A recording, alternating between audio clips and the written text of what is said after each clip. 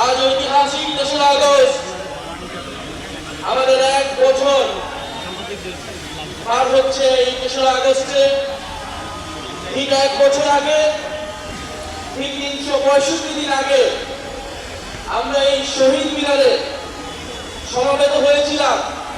আপনাদের সহ বাংলাদেশের মানুষ, এই ঢাকা শহরের মানুষ নেমে এসেছিল এই শহীদ মিনারে। এই শহীদ মিনার থেকে আমরা ঘোষণা করেছিলাম ফ্যাসিবাদী ব্যবস্থা বিলোপে সেই ঐতিহাসিক ১ দফা। এই ঐতিহাসিক ১ দফা কোন ব্যক্তির পক্ষ থেকে নয়, কোন দলের পক্ষ থেকে নয়, কোন সংগঠনের পক্ষ থেকে ঘোষণা করা হয় নাই। সেই দিন ১ দফা ঘোষণা করা হয়েছিল বাংলাদেশের জনগণের পক্ষ থেকে, বাংলাদেশের অভ্যুত্থানকারী ছাত্র জনতার পক্ষ থেকে।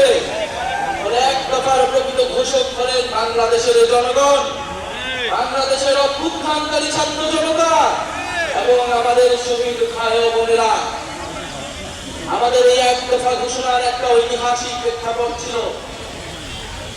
1/11 এর সময় থেকে আওয়ামী ফ্যাসিবাদের ভিত্তি তৈরি করা হয়েছিল। ১৫-১৬ বছর বাংলাদেশে কোনো গণতন্ত্র ছিল না, ভোটাধিকার ছিল না, গুম খুন নির্যাতন, মানবাধিকার হরণ হয়েছে, গণহত্যা হয়েছে।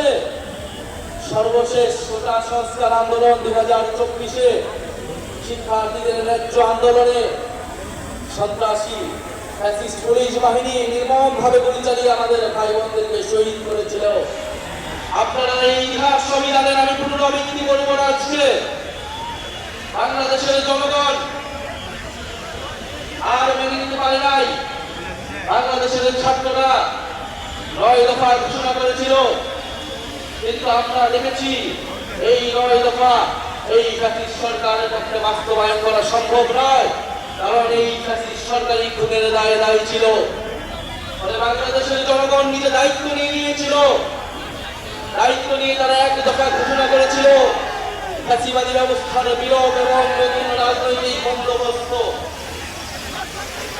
আমরা দায়িত্ব এবং দলের রাজনীতির ঘোষণা দিয়েছিলাম। আমরা সাম্য, নাগরিক মর্যাদা এবং সামাজিক সুবিচারের ঘোষণা দিয়েছিলাম। আমরা বলেছিলাম আমরা এমন একটা রাজনৈতিক বন্দোবস্ত প্রতিষ্ঠা করব যেখানে স্বৈরতন্ত্র আর কখনোই ফিরে আসতে পারবে না, যেখানে ফ্যাসিবাদ আর কখনোই ফিরে আসতে পারবে না। আমরা জুলাই পদযাত্রায় দেশের বিভিন্ন জায়গায় বলেছি